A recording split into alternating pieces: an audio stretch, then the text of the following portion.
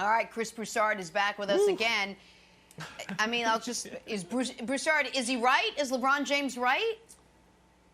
First of all, I got to give LeBron props. This was a clever, subtle way of saying, I'm the GOAT without saying I'm the GOAT, as he did 4 years ago. So I'll give him props for that. But no, he's not right. Look, and I get the bubble situation. I think it was really hard on LeBron. We know how much of a family man he is. He said he didn't see his kids till he got out of the bubble. That is rough. We know he's a man of routine, as he said on the podcast. That's broken in the bubble. I get it. But I can also point to things that would have made it easier. No travel, no distractions, no hostile crowds to deal with on the road. And as a 35-year-old with 16 to 17 years of experience or wear and tear, really, he got a 4-month break in the season before the playoffs started. So that helped his body. And then the opponent that they faced. I don't blame the Lakers for it, but they faced arguably the worst team to ever reach the NBA Finals. And that was before the Miami Heat lost 2 of their 3 best players, Goran Dragic, who missed 4 of the 6 finals games, and Bam Adebayo, who missed 2 of the 6 finals games. So there's no way this was the hardest finals to win, or one of them. Secondly, Golden State. If you want to say it's the greatest comeback in NBA Finals history, absolutely. If you want to say it's one of the most epic finals, absolutely. But I can't give you credit for being down 3-1. That Golden State team that won 73 games was not unbeatable, obviously, but they were down 3-1 in the Western Conference Finals to Oklahoma City. Oklahoma City choked. That's the only reason Golden State even got to those finals. So that's being down 3-1 to that team, I can't give you credit for that, especially when if you look on paper, I got LeBron James, Kyrie Irving, and Kevin Love, and I got Steph Curry, Klay Thompson, and Draymond Green. I kind of like this trio over here with LeBron, the best player in the world. So the talent was very close. You didn't need to be down 3-1. So it was a great comeback, but I can't say it was definitively the greatest finals win or hardest finals win in history. Okay, so Nick, the question is this. Does this matter? Does this matter at all? Do you give credence to how hard the level of difficulty of your championship should matter in the GOAT debate? Because, Broussard, you did a good job mentioning it. After they beat the Warriors, he did the little conversation, and he was like, you know what? That right there, that made me the greatest of all time. And everybody got early cuts of The Last Dance, and it was the Jordan, like, what? So do you think that level of difficulty matters? Of course it matters. And I'm going to put the bubble in a bubble. LeBron says if you weren't there, you don't get it. I wasn't there. I don't get it. I agree with Broussard as far as like the opponent in the finals. It was a atypically weak opponent in the finals. So set that one aside. And you guys are trying to denigrate the 3-1 comeback. Okay, let's pretend it wasn't a 3-1 comeback. I'll clean it up for LeBron. I beat the best team to ever be beaten in a finals. It's true. And how'd we beat them? Well, I went 41-16-7. Then I went 41-8-11. Then I went 29-11-11 with the best defensive player in the history of the league and the free throw to ice the game. So whether it was 3-1, 1-3, 2-2, 0-4, don't matter. The best team to ever be beaten in a finals, I beat them. But here's what he's really saying, Broussard, and this is undeniable. LeBron's got 3 rings where in the finals, he beat a team that was far better than any team Jordan ever beat.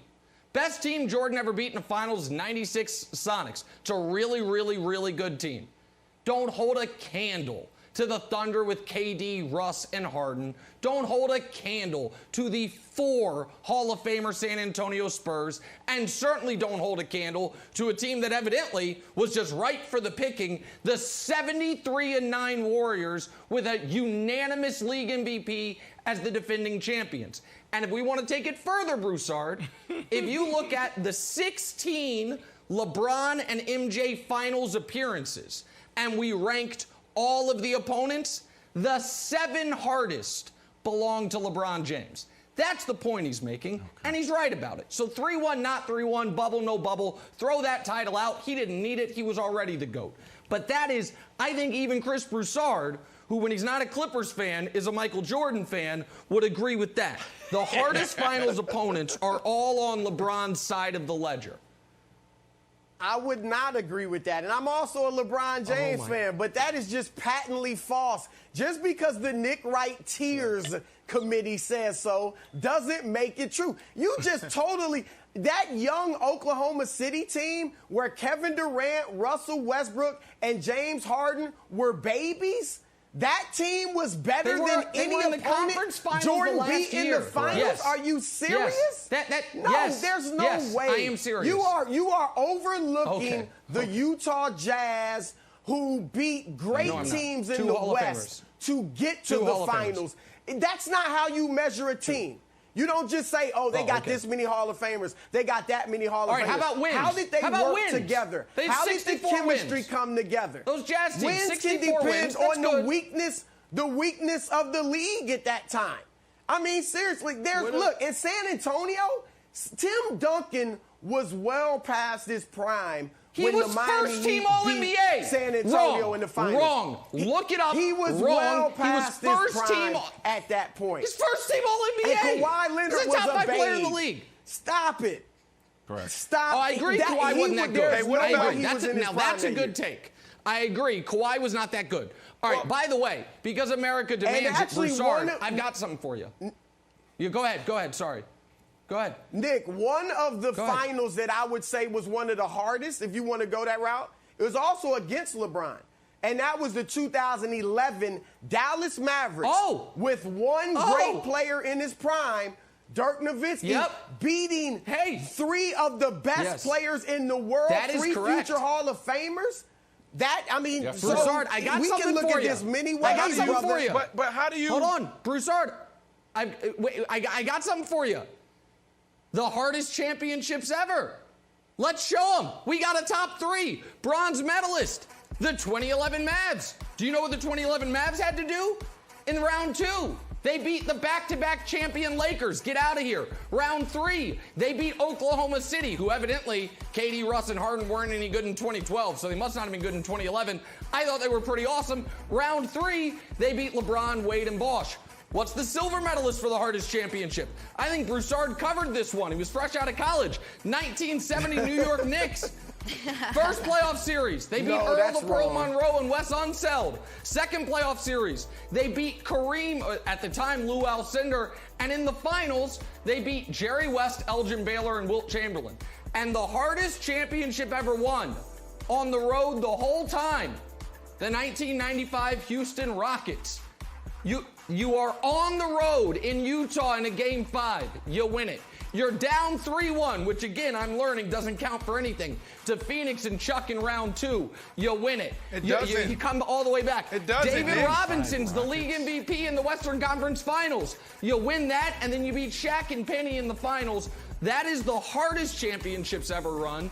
If we were going to do a list of the easiest championships, we'd be able to find some Jordan ones. But those are 3 hardest titles that have ever been won. Please respond, please. Nick, I'm going to point this out. That 1970 Knicks team, look, remember, half of the best players in the world were playing in the ABA at that time. So I can't give them the hardest championship. They didn't have to go through a lot of great players. Then the 95 Rockets, yes, he came back from a year and a half of not touching a basketball and playing baseball. So technically he was in the league, but the best player on the planet was not really playing in that 95 season when the Rockets won the championship. Really? So stop. That's ridiculous. Oh, I got to change it. I got to change it because I thought, I'm sorry, I thought the team that Akeem beat Michael Jordan and he was on the court. I know they didn't show it in The Last Dance, but I swear it happened. But I got to change it then. I didn't know that. I thought Jordan lost to the Magic, who then lost to the Rockets. Thanks for watching. Subscribe here to get the latest from the show. Also, be sure to check out more of the best clips from First Things First, or go watch a few segments from our other shows on FS1.